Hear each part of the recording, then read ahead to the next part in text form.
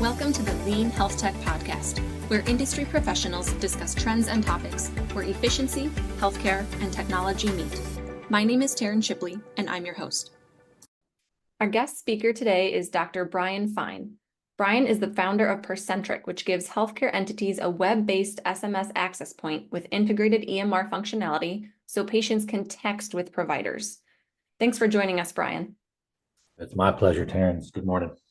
Today's topic is let them text, which, Dr. Fine, that's kind of your catchphrase. You post frequently on LinkedIn, and you give all these examples of healthcare situations where the patients just text with the issue.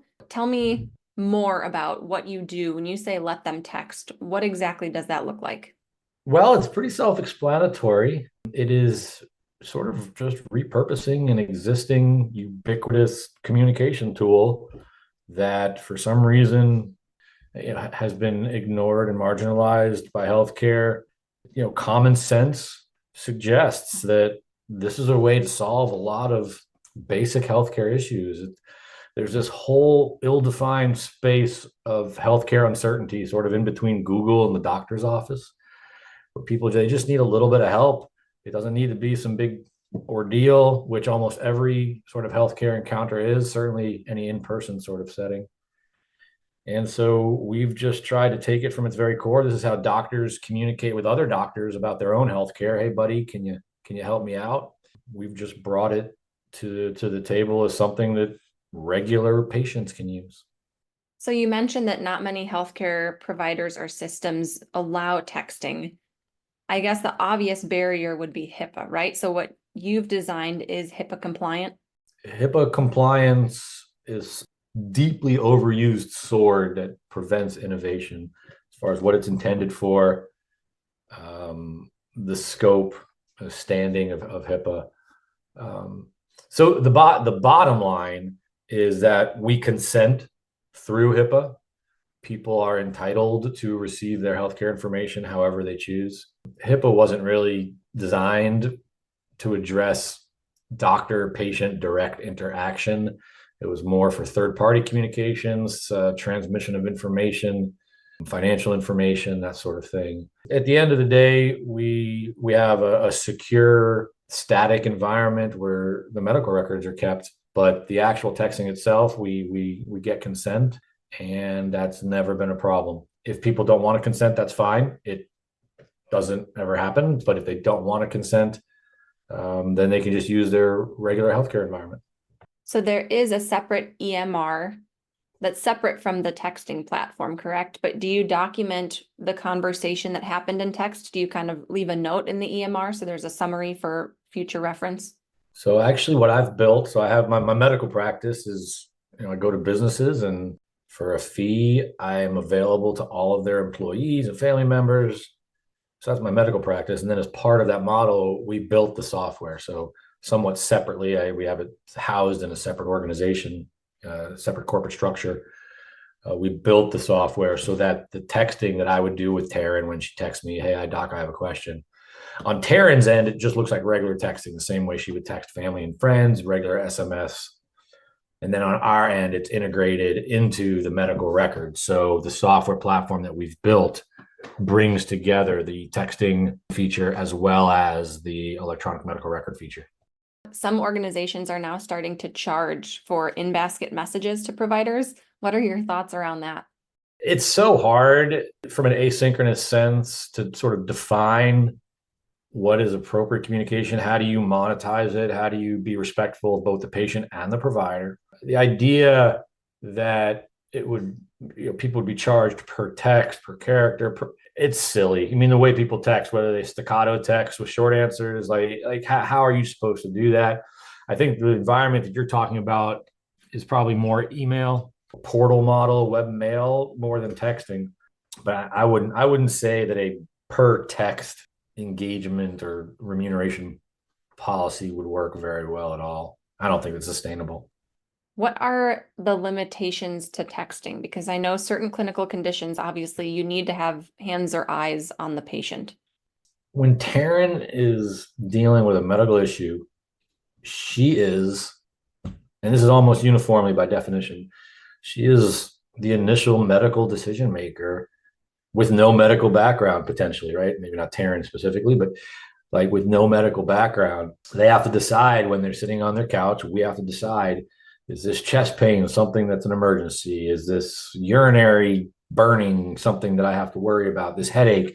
There's always this first step where a decision has to be made on severity. So the model that we've built is I ask people, listen, text me if you don't think it's an emergency, and we'll try and help you.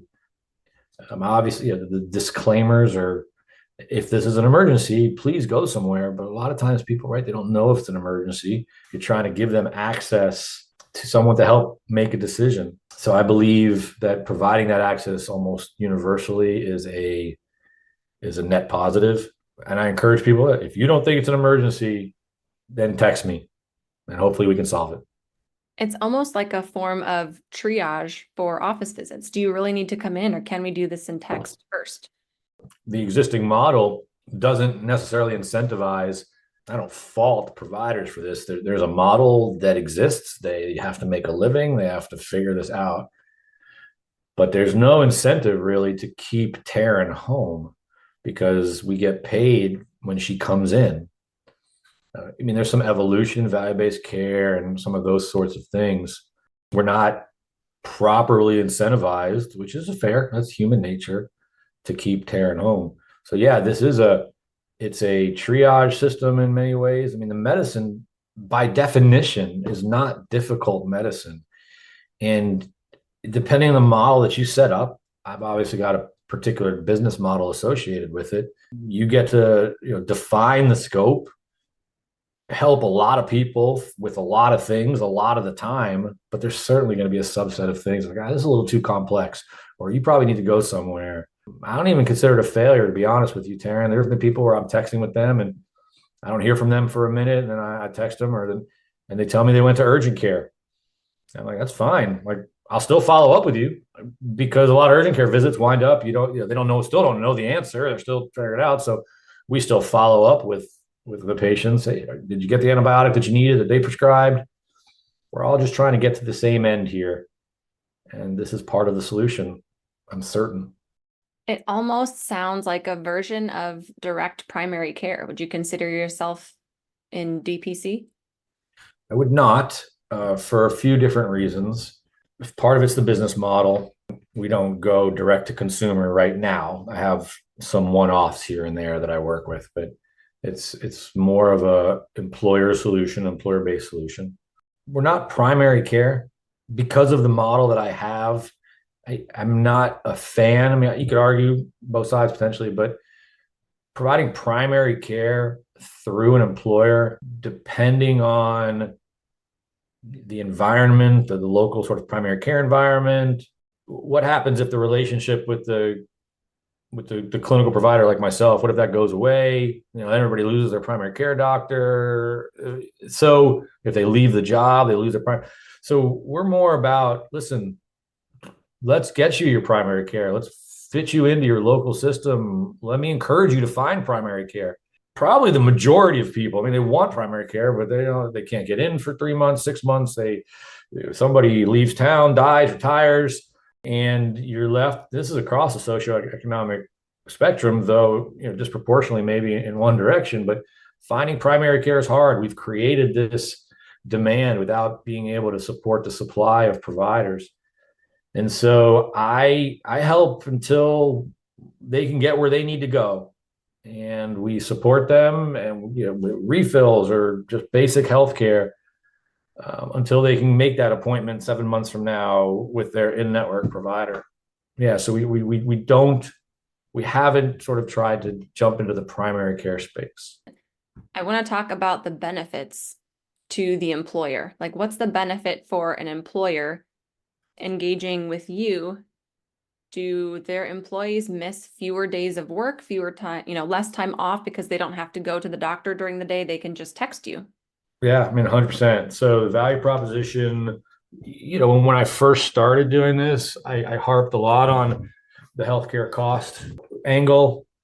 I think that's tricky. I think there are some scenarios where you can materially affect healthcare costs, oftentimes it's sort of a one-off situation. You come into an environment where the benefits have something and you fix it. Obviously, there's a pharmacy space. There's some opportunity in some of the larger employers, but it's hard. Healthcare costs, the nature of insurance, Taryn, is a long-term bet that the current model of insurance coverage doesn't support.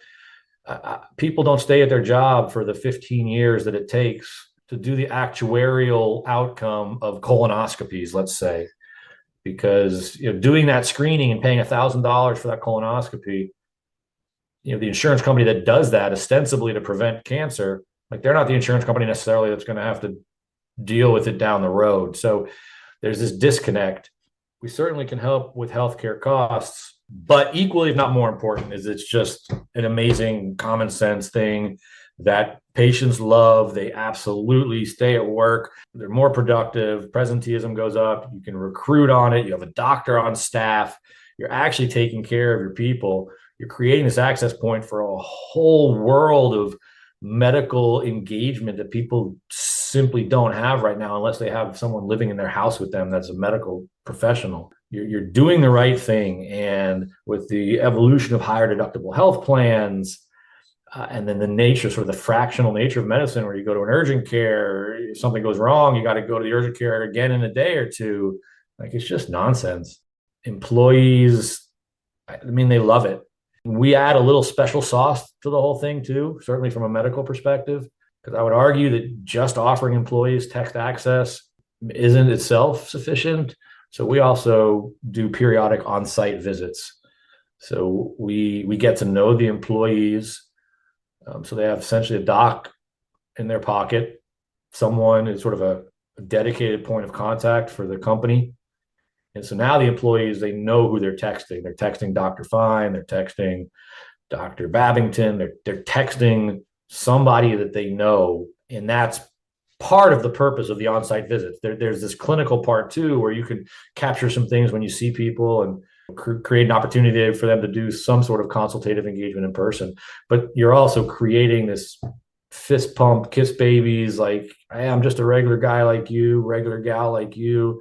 Let's treat medicine like human beings and have conversations, and we'll just figure out as much as we can. You mentioned earlier that you supported not only the employees, but also their family members. So a parent, for example, they wouldn't need to take time out of their business day to take their child to the office. They could just, let's say, text you a picture of a rash or something that their kid had. Is that right? That is correct. Do you typically work with smaller organizations or larger organizations? And people ask, like, what's your ideal client? We have clients as small as 20 employees up to 1,000 employees. And I tell, like, the fully insured, self-insured industry, like, there's all these. And my response after doing this for a bunch of years is all it needs to be is somebody in a position, in a leadership position, who truly wants to take care of their employees, who wants to offer them a real healthcare solution. Again, not for everybody all the time, for everything, but a real sort of delightful healthcare solution in an environment where those really don't exist. Any CFO, CEO, HR director who is looking for some genuine game changer, it doesn't solve all the problems. The system is still there that people will have to navigate. But this frontline solution, human solution, can be used with any company. We set up a pricing model, marry the on-site and the asynchronous component, and try and build lasting relationships with our clients. Do you think this model will continue growing? So we're working to grow it ourselves. There's not a lot of people doing this model, in part for finding the providers, the provider model. There's some regulatory considerations that we feel confident in that space, that we've got a solution. I'm on this hill to die on it potentially. I've bet a lot of my life on this just common sense idea that makes sense to everybody. And the only barriers are these sort of self-created ones that even the people who make those decisions, they would want to text their doctor if they don't already. Like, so there's like this inherent hypocrisy to any sort of naysayer. So I hope so, because it works. There's certainly a movement in the asynchronous space with Amazon and others. I would propose that we're a few steps ahead of that in what we're trying to accomplish. But I think the crisis of healthcare itself is hopefully increasing opportunities for innovative solutions that won't get too watered down. When you go into an office visit, there's like a CPT code that you bill. Do you still drop the same, like the similar CPT codes, but then the organization pays a flat fee? Do you charge insurance? How does that work? I don't charge anybody. I don't charge patients anything. It is a no cost service that's provided by their employer. I don't bill anybody anything. I don't submit CPT codes. I don't interact with insurance. This allows me to be a lean business person. We don't do 24/7, Taryn. Business considerations and the quality of care that you try and provide when you're doing this sort of shift work model where you think any provider is the same, which is not.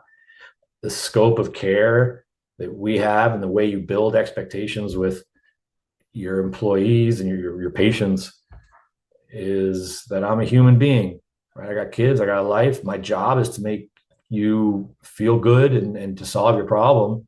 This model, when you go through employers, it's interesting because you get a more respectful, more mutually respectful interaction with patients because they come to the table feeling like it's a benefit. They don't feel like it's entitlement. It's not something on their list of the insurance that says, oh, you get access to this provider. And so if they call and they don't get in quick enough, or they pay a copay and they don't get the antibiotic that they think they need, instead, you're able to have a more seamless sort of longitudinal conversation. People are more inclined to be open to suggestions because they know that they're going to be able to contact you the next day or the next day. Like, you can pivot very easily. And so it's worked out very well. And I mean, people don't abuse it. I love what I do. There's not a lot of sort of 50-year-old doctors who love what they do. I feel like I help people. And again, this is basic. This is very basic medicine. This is not high level stuff. I never thought I'd be doing something like this, but this is where the gap is. This is where the need is. Do you like what you do? Because I know so many physicians and just clinicians in general have issues with burnout because it is such, the healthcare system is so complex. There are so many, to your point, unnecessary barriers and hurdles, which may or may not be self-inflicted, but you seem like you love what you do and you're very fulfilled, like you're making a difference. You don't regret going to medical school and becoming a physician. You do it again. Is that right? Oh, that's like a whole can of worms, to be honest with you. I don't know the answer to that latter question, whether I would do it again. I don't know what I'll tell my kids. Getting here to this space where I am, turmoil, personal space, greatly affected my life. There's a shift away from the traditional medical dissatisfiers to the traditional entrepreneurial challenges and dissatisfiers. So I wouldn't say it's for everybody. I love very much the medicine that I can do now. I've created this little silo. I know that's a little bit of a four-letter word, or it is a four-letter word, but I like people think that's a negative, but I've created almost a self-contained silo where I can help people and I can poke holes in it and reach out and direct people as needed to the best way they can go. But not everything needs to be something very complicated. The majority of people are pretty healthy. You don't need a 40-page medical record to get at their issue. They'll answer questions honestly and reliably. The actual practice of medicine has been very rewarding.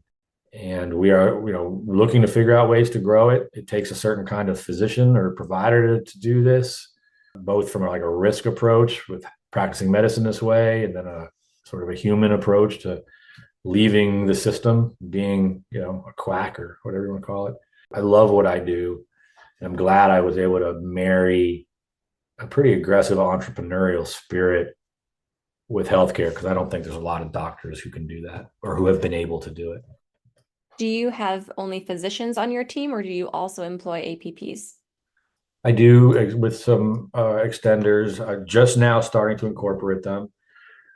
Given the interest that we've had in the model, I've actually slipped back more acutely into growth mode, scale mode, pulled in a few new clients this year. And so we're building out the team and building out additional providers. Its current iteration is essentially a sole practitioner, but I've got a nurse practitioner and a physician assistant who are staffed on helping me with some clinical care and as well with the policies and procedures. So you're open to growth, because I know some of my listeners are clinicians looking to exit the traditional clinical space into something a little bit different, maybe like what you have going on here. So would you be open to those folks? Maybe they can comment on the podcast link or reach out to you. Yeah, anybody could do it. Like I've posted, like it's incredibly challenging, I might say, because of you build it, the risk you take, but it's very simple in concept. If you have a medical license and shucks, a medical license, 2 feet and a cell phone, you can tell somebody some advice and they can pay you. Like people forget that, like with the whole complexity of the system. The end of the day, you're an expert like anybody else. You're a professional like anybody else. Any doctor right now, as a side gig, when Aunt Mary asks a question about healthcare and texts you, if you wanted to say to them, okay, here it is, here's my answer, here's my thought. Hey, how about you give me $5? You can do that. So I've just built with that premise and said, I'm going to build this thing that any doctor could start yesterday. Most of them do it already. They just do it for free. Do you have any last words or comments for listeners about maybe employers that would be interested in hiring you for something like this, or clinicians who might want to join your team? I would say please reach out. My LinkedIn profile. I'm not a prodigious poster, but it's a fair representation of my ideologies and my mission and what I believe. So, any employer who really just wants to explore, I'm certainly not a seasoned professional salesperson, but any employers who just want to learn more or see how it would or wouldn't fit. And there's other people I know sort of in this space who I'm happy to make introductions to. This whole sort of innovative clinician-led sprint that seems to be happening, which is pretty cool.